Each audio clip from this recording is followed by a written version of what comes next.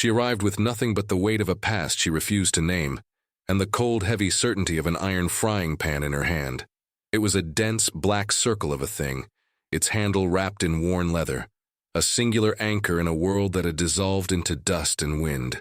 Before we get into this tale, let us know in the comments, where are you watching from? And subscribe if you want more content like this one. The land before her was a cruel, endless canvas of bleached grass and cracked earth, stretched taut under a sky so vast and empty, it felt like a judgment. Every gust of wind was a thief, stealing the moisture from her lips, the warmth from her skin, the resolve from her bones. But the resolve remained, a hard kernel of defiance deep within her. Her name was Ilara, though she hadn't spoken it to another soul in months. A name was a thread, and she was desperately trying to sever all threads that led back to the suffocating darkness she had escaped. She walked not with a destination in mind, but with a direction. Away. Away from the noise, the shadows, the memory of a man's heavy breath in a cramped, airless room. The frying pan, her only companion, was not a tool for cooking. Not yet. It was a shield. It was a weight that kept her tethered to the ground when the wind threatened to carry her off. It was the last solid object from a life that had become terrifyingly fluid. Its familiar heft was a comfort, a grim promise of self-preservation. She had followed the skeletal line of a dry creek bed for 2 days, and now, as the sun began its slow, merciless descent, staining the bruised sky in hues of orange and purple, she saw it, a collection of low buildings huddled against the base of a mesa, looking as weary and defeated as she felt. A ranch. It was a place of straight lines in a world of chaotic, swirling nature. Fence posts, the sharp angle of a roof, a corral, but the lines were soft with decay, sagging and surrendering back to the land. Smoke, thin and pale, curled from a single stone chimney, a fragile signal of life in the immense desolation. Hope was too strong a word for what she felt. It was more like a momentary pause in her fear, a brief calculation of risk. A place with smoke meant a place with people, and people were a danger she knew all too well. But the alternative was another night in the open, with the coyotes singing their hungry psalms and the cold seeping into her marrow. She stood there for a long time, a lone, still figure on the horizon, watching the ranch as if it were a sleeping predator. The wind whipped a strand of dark hair across her face, and she didn't bother to brush it away. Her focus was absolute, her senses honed by weeks of flight. The weight of the pan in her hand seemed to grow, a decision point. To approach was to risk everything. To turn away was to accept a slower, colder end. As the last sliver of sun vanished behind the jagged peaks, she took a single, deliberate step forward, the crunch of her boot on the dry soil sounding like a gunshot in the immense, listening silence. The house was larger up close, its weathered wood the color of old bones. A deep porch, shadowed and unwelcoming, wrapped around the front. She could feel eyes on her before she saw them. A man emerged from the barn, his movements slow and deliberate, his body a silhouette against the fading light. He was tall and broad, but there was a stoop to his shoulders, as if he carried a great, invisible weight. He stopped 20 yards from her, his hand resting near a wood axe that was sunk into a stump. He didn't speak. He just watched, his face a mask of hardened suspicion carved by sun and sorrow. The silence stretched, thick and heavy as the dust in the air. Ilara's throat was a desert, but she knew she had to be the one to break it. Her voice, when it came, was a dry rasp, unfamiliar to her own ears. "I'm looking for work," she said.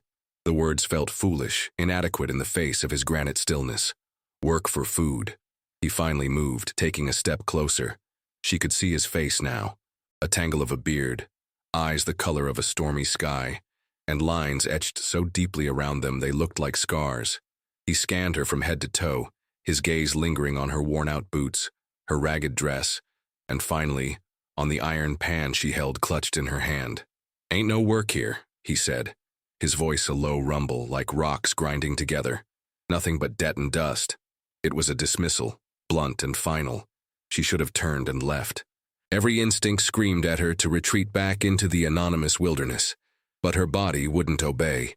Her feet were rooted to the spot, her exhaustion a physical chain.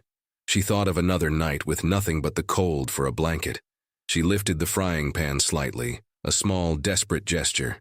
"I can cook," she said. The statement hung in the air between them. It was the only thing she had to offer.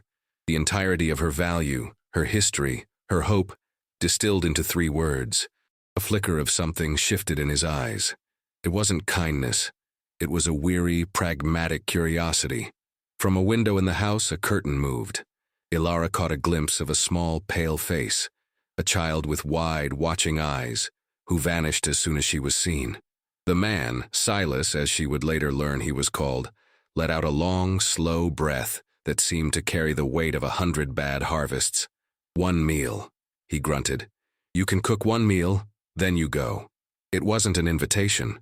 It was a transaction, a temporary stay of execution. He turned without another word and walked toward the house, leaving her to follow his broad, retreating back. She followed, her heart pounding a nervous, unsteady rhythm against her ribs. She had passed the first test. She had breached the wall. Now, everything depended on a single meal, cooked in a stranger's kitchen, with the one thing she had left in the world. The iron pan felt less like a shield now, and more like a key. The kitchen was a place of stark masculine neglect. A layer of dust coated every surface, and the air was stale with the ghosts of burnt coffee and lonely meals.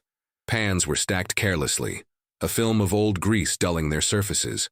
It was a room that had been without a woman's touch for a long time, a space of function without care, of sustenance without soul. Ilara set her own pan on the rough-hewn wooden table, its clean, dark surface a stark contrast to the room's disarray. It was an island of order in a sea of quiet chaos. Silas gestured vaguely toward a cupboard. "There's flour, some salt pork, potatoes." His tone was flat, daring her to make something of the meager offerings. He lingered in the doorway for a moment, watching her, his presence a heavy, silent judgment before retreating into the main room, leaving her alone with the quiet hum of the house and the ghost of the little girl she had seen in the window. Ilara took a deep breath, the dusty air filling her lungs. This was her stage. She moved with a purpose that had been absent from her weary steps across the plains. She found wood for the stove, coaxing a flame to life with a practiced hand. She scrubbed the potatoes until their skins were clean, her knuckles raw. She worked not with joy, but with a deep, focused reverence. The kitchen became her sanctuary. As she sliced the salt pork, the rhythmic chop of the knife against the cutting board was a steady, calming beat. A memory, sharp and unwelcome, pierced the quiet concentration. A different kitchen, crowded, smelling of spilled liquor and stale cigarette smoke. A man's voice thick with rage yelling about money. A plate decorated with blue flowers shattering against a wall. The sound of a slap. She flinched, her hand tightening on the knife. The memory receded as quickly as it came, leaving an acid tang of fear in its wake. She pushed it down, burying it under the immediate sensory reality of her task.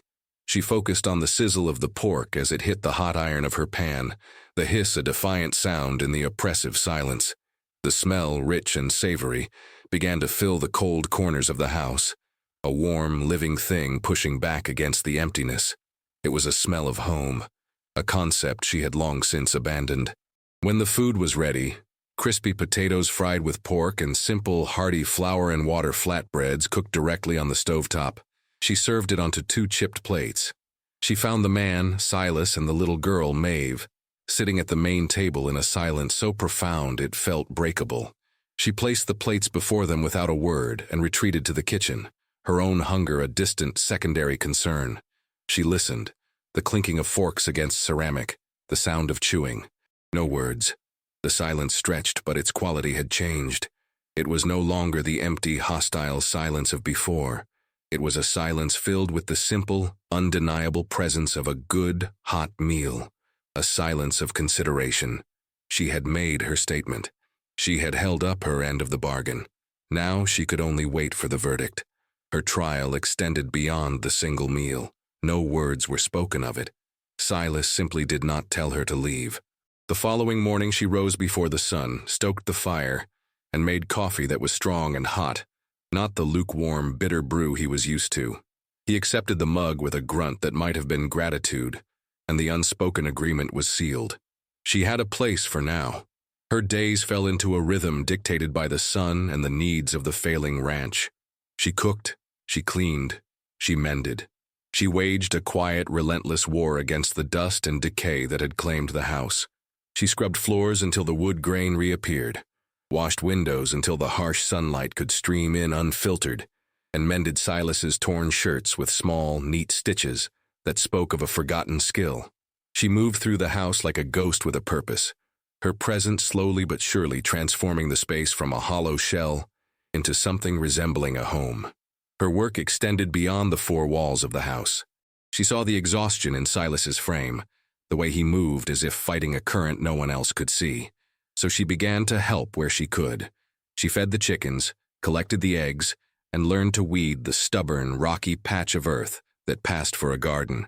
She did not ask permission.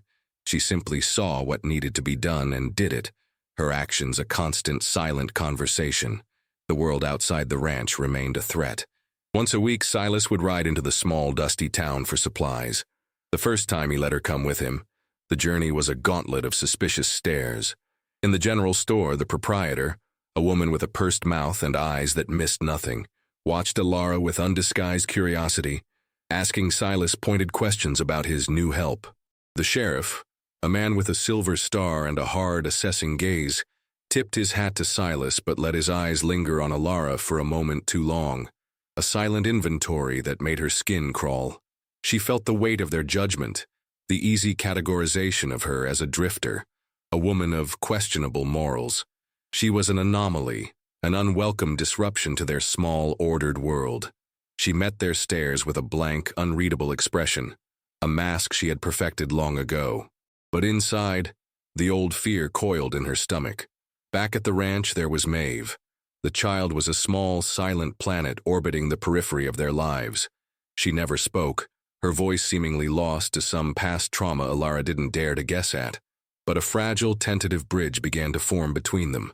Alara found Maeve's favorite rag doll, its arm half torn off, and meticulously stitched it back together.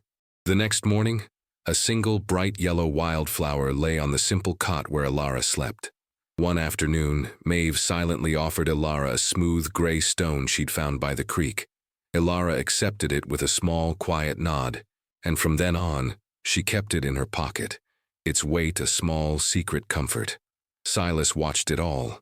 He watched the way the house slowly brightened, the way his daughter began to venture out of her shell, the way Alara worked without complaint from dawn until dusk. His silence remained, but it was layered now with confusion, with a grudging respect, and with a wariness that was slowly, imperceptibly, beginning to soften. A storm rolled in from the west, a bruised and turbulent mass of clouds that swallowed the sky. It was not a gentle rain, but a violent, furious assault. Wind howled around the corners of the house like a hungry wolf, and rain lashed against the windows in blinding sheets. The world shrank to the four walls of the small ranch house, forcing its three quiet inhabitants into an intimacy that was both uncomfortable and unavoidable. The storm was a mirror, reflecting the turmoil that simmered just beneath the surface of their fragile domesticity. The creek began to rise, its placid trickle transformed into a churning, muddy torrent. In the middle of the night, a crack of lightning illuminated the fields, followed by a low, pained bellow from the barn. Silas was out of his chair in an instant, grabbing a lantern. One of his few remaining cows, heavy with calf, had gone into a difficult labor. Alara, without a moment's hesitation, pulled on her boots and followed him out into the maelstrom. The barn was a chaotic symphony of wind, rain, and the animal's distress. Silas fought, his face a grim mask of concentration, his hands struggling to help the calf. It was a breech birth, a tangled, desperate situation. "It's no good," he grunted, his voice tight with frustration and impending loss. "I'm going to lose them both." But Alara saw something he didn't, drawing on a half-forgotten memory from a life she thought she'd left behind, a life on a farm before the city had swallowed her whole. She knew what to do. "We have to turn it," she said, her voice clear and steady above the storm's roar. He looked at her, shocked by her sudden authority. With firm, surprisingly knowledgeable hands, she guided him, her instructions simple and direct. Together, their four hands working as one, they managed to reposition the calf. An hour later, A wet, shivering new life lay steaming in the hay, and the mother was safe.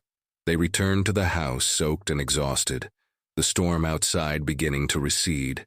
They sat by the stove, the fire crackling, a comfortable warmth seeping back into their chilled bones. The shared crisis had broken something open between them. The silence was different now, charged with a new, unspoken understanding. Silas looked at her, his gaze stripped of its usual suspicion. "Where did you learn to do that?" he asked, his voice softer than she had ever heard it. The question was simple, but it hung in the air, heavy with implication. "Where are you from, Alara?" She froze. The warmth of the fire vanished, replaced by an icy dread. Her past, the monster she kept chained in the cellar of her mind, was rattling at the door. A flash of memory, more vivid this time. A cramped room, the reek of stale liquor, a man's face, twisted with rage, looming over her. The heavy iron frying pan on the stove, not a tool for cooking, but a dark, desperate possibility. She looked away from Silas, her gaze fixed on the dancing flames. "A long way from here," she whispered, her voice barely audible. The answer was a wall, a polite but firm refusal. The moment of connection shattered, replaced by the old, familiar distance. The mystery of her past was a chasm between them, and she had just reminded him how deep and dark it was.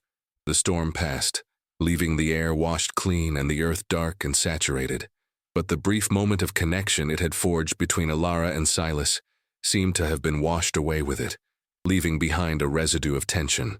The ranch's finances were a constant pressing weight, and a trip to the nearby town of Redemption was unavoidable. This time there was no question of Alara and Maeve staying behind. They had become, for better or worse, a unit, and their fates were intertwined. Silas hitched the wagon, his movements stiff and economical, his face set in grim lines. Redemption was a town built on judgment. Its dusty main street was lined with false-fronted buildings that seemed to lean in on themselves, whispering. As their wagon rolled into view, curtains twitched in windows, heads turned. Conversations paused, then resumed in lower tones. Alara felt the collective gaze of the town settle upon them like a physical weight. She kept her own eyes forward, her back straight, her hands clasped tightly in her lap, but she could feel the heat of their stares on her skin. Their first stop was the bank, a formidable brick building that seemed to anchor the entire town. The banker, Mr. Henderson, a man whose smile never reached his cold, calculating eyes, greeted Silas with a practiced, predatory warmth. He led them into his office, the air thick with the smell of old paper and quiet power. He spoke of loans and deadlines, his words polite but laced with threat. Then his gaze slid to Alara, lingering for a beat too long. "And it's good to see you're finding efficiencies, Silas," he said, the pause deliberate. "A new arrangement can often be beneficial." The insinuation was as sharp and clear as a shard of glass. It labeled her a transaction, a convenience, stripping her of dignity and humanity. Silas's jaw tightened, a muscle jumping in his cheek, but he said nothing, his silence a bitter pill of pride swallowed for the sake of survival. Later, as they passed the white-steepled church, the preacher stood on the steps, his black coat a stark slash against the unforgiving sun. He nodded at Silas, his expression one of solemn pity, but his eyes on Alara were filled with a righteous condemnation. She was the serpent in their dusty Eden, a walking temptation, a vagrant of unknown origin, and therefore of unquestionable sin. She felt Maeve press closer to her on the wagon seat, the child's small body a shield against the town's silent hostility. The trip was a slow, agonizing process of being weighed, measured, and found wanting. Ilara's stoicism was a carefully constructed dam, holding back a flood of shame and anger. She saw how the town's judgment reflected back on Silas, how it bent his shoulders and dulled the light in his eyes. He was a man being slowly strangled by circumstance and community censure, and she was now part of the rope. As they finally rode out of town, the setting sun at their backs, the silence in the wagon was heavier than ever. It was no longer just the three of them against the harshness of the land.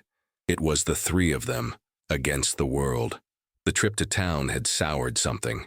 The unspoken pressure from the community had seeped into the soil of the ranch, poisoning the fragile peace they had cultivated. Silas retreated back into his shell of hardened masculinity, his words becoming clipped and sparse, his presence once again a heavy, brooding cloud. The easy rhythm they had found was gone, replaced by a jagged, anxious energy. He worked with a frantic, desperate intensity, trying to outrun the debts and the whispers that followed him from redemption. He found fault in everything Alara did. The coffee was too weak. The fence she'd mended wasn't straight enough. The bread was too dense.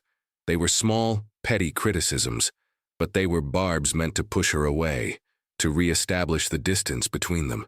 He was lashing out at her because she was the most visible symbol of his vulnerability, of the choice he'd made that set him apart from his neighbors. One evening, as she was cleaning her frying pan, scrubbing it with a focus that bordered on obsessive, he stood in the doorway, blocking the light. The tension in the room was a physical thing, a tightening in the air. "What do they say about me in town, Silas?" she asked, her voice quiet but unyielding. She didn't look at him, keeping her eyes on the circular motion of her hand. He shifted his weight. "It doesn't matter," he said, his voice rough. "It matters to you," she replied, her voice still low, but now with an edge of steel.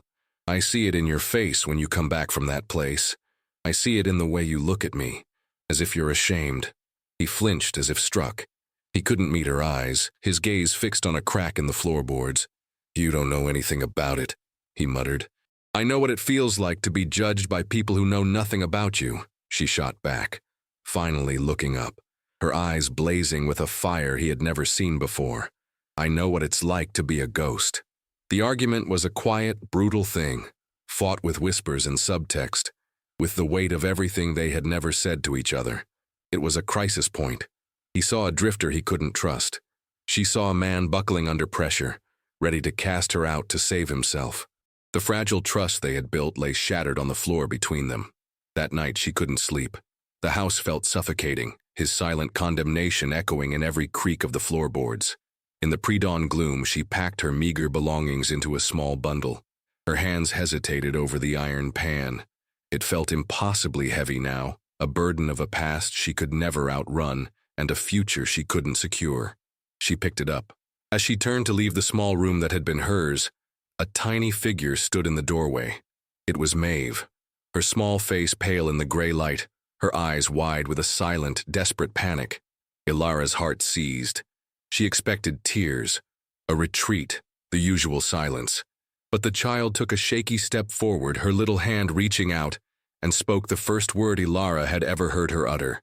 A single fragile, earth-shattering whisper. "Stay." The word wasn't a request. It was a plea, a command, a lifeline. It broke through Ilara's walls, through her fear and her pride. And from the main room, where he had been listening, a sharp, ragged intake of breath told her that Silas had heard it too. The child's word hung in the air, a shimmering, impossible thing that changed the gravity of the entire house. Ilara stopped, rooted to the spot, the bundle in her hand suddenly feeling foolish. Silas appeared in the doorway behind his daughter, his face a ruin of conflicting emotions, shock, shame, and a profound, aching tenderness. The anger that had been a hard shield around him had crumbled to dust. Maeve's plea had not just been for Ilara. It had been a cry against the silence and sorrow that had defined their lives for too long. Later that night, long after Maeve was asleep, the two adults sat at the rough kitchen table. It was the same table where she had served him that first meal, a lifetime ago. The air was still, cleared by the earlier emotional storm. A single lantern cast a warm, golden circle of light, holding the vast darkness of the prairie at bay. For a long time, neither of them spoke. There were no more accusations left, no more defenses to be mounted. There was only a raw, terrifying vulnerability. Finally, Silas broke the silence, his voice low and hoarse. "I'm sorry," he said, the words costing him a visible effort. "For what I said, for all of it." Ilara gave a small, almost imperceptible nod. It was her turn. The secret she had carried like a lead weight in her soul was demanding to be released. To stay, truly stay, meant she could no longer be a ghost. She had to become a person, with a past, with a story. "My husband," she began, her voice a near whisper, her eyes fixed on the grain of the wood table. "He was not a good man." As she spoke, the story unspooled, and the kitchen in front of her dissolved. replaced by a memory so vivid it was almost real. We are in a cramped city tenement, the air thick with the smell of boiled cabbage and damp rot. A man, her husband, his face bloated and flushed with drink, stumbles through the door. His words are slurred, his eyes mean. He complains about his job, the world, her. The argument escalates, his voice a hammer pounding against her skull. He grabs her arm, his grip like iron. She tries to pull away. On the wall hangs the iron frying pan, a wedding gift from her mother, a woman who had believed in happy endings. It was meant to be a symbol of nourishment, of home, of a shared life. But in that moment, under the flickering gaslight, it looked like the only solid, defensible thing in the room. The memory sharpened, the focus tightening on the final terrible moments. He lunges at her, his hand raised to strike, his face a mask of pure rage. Fear, cold and absolute, floods her. It's a primal, cornered animal fear. Her hand, acting on an instinct she didn't know she possessed, closes around the handle of the pan. She swings, not to kill, but to stop, to create space, to survive. The sound of the impact is a dull, sickening thud. He crumples to the floor, stunned and bleeding, but alive. In the shocking silence that follows, she doesn't wait. She drops the pan, grabs nothing, and runs. She runs out of the room, out of the building, out of the city, and she doesn't stop. She tells him all of it. The abuse, the fear, the final desperate act of self-preservation, the shame that has been her constant companion. When she finishes, the silence that returns to the kitchen is different. It is not empty. It is filled with the weight of her truth. She finally dares to look up at him. Silas is watching her, his stormy eyes clear, and in them she sees not judgment, not revulsion, but a deep, profound, and heartbreaking empathy. Slowly he reaches across the table and takes her hand in his. His calloused fingers wrap around hers, a gesture of acceptance so complete and unconditional it feels like a pardon. The confession was an exorcism. The dark secret, once spoken aloud and met not with condemnation, but with understanding, lost its power. The oppressive tension that had haunted the ranch evaporated, replaced by a quiet, steady sense of partnership. The dynamic shifted fundamentally. Alara was no longer the hired hand or the mysterious drifter. She was an architect of their shared future. Silas was no longer just a stoic, struggling rancher. He was a man who had chosen to stand by her, to believe in her. They became a team, their movements synchronized by a new, unspoken language. They woke before the sun, not as two separate individuals going about their chores, but as two people working towards a single goal, saving the ranch. They mended fences together, their hands often brushing, their silences now comfortable and filled with a shared purpose. She saw the land not just as a place to hide, but as a place to build. Her practicality, honed by a life of making do with nothing, became their greatest asset. She looked at their meager resources with clever eyes, finding ways to stretch, to innovate, to survive. She devised a system for irrigating the garden using runoff from the creek, a small but revolutionary act that promised a better harvest. She showed Silas how to barter their surplus eggs and her mending skills in town, bypassing the need for cash and the judgmental eyes of the store owner. When Mr. Henderson, the banker, rode out to the ranch expecting to find a man on the brink of foreclosure, he was met with a different Silas. This Silas stood taller, his shoulders back. He did not beg for an extension. Instead, with Alara standing quietly by his side, he laid out a clear, concise plan for the ranch's recovery. A plan she had helped him write the night before. It was detailed, practical, and filled with a resolve that the banker could not dismiss.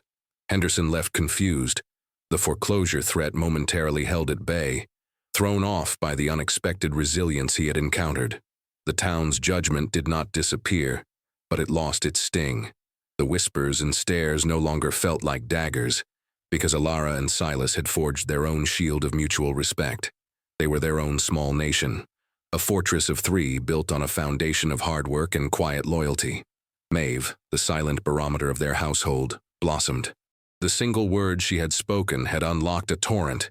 She chattered constantly now, her bright voice filling the spaces that had once been thick with sorrow.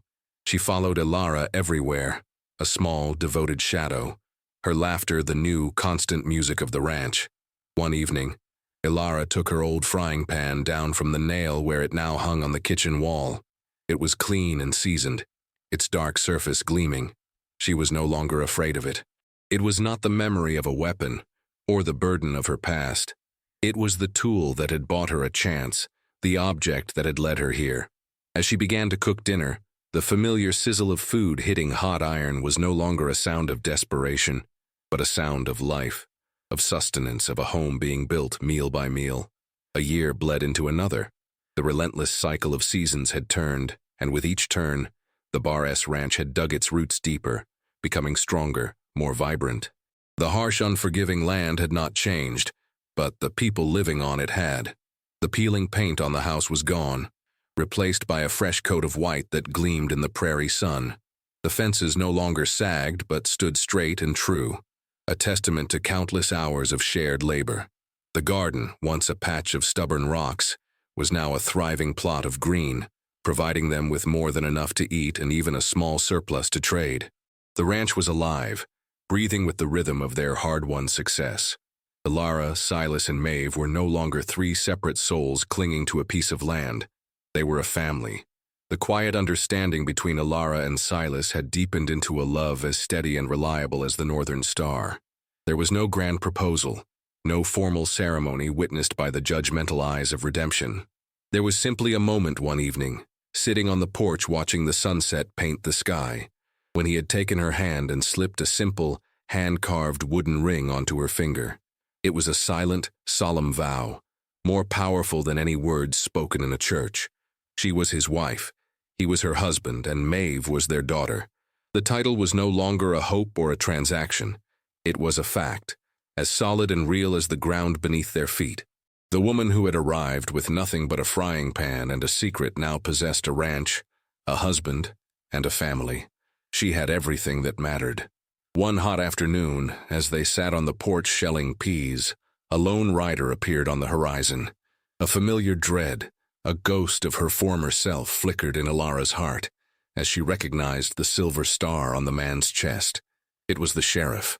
He trotted his horse up to the house and dismounted, his expression unreadable.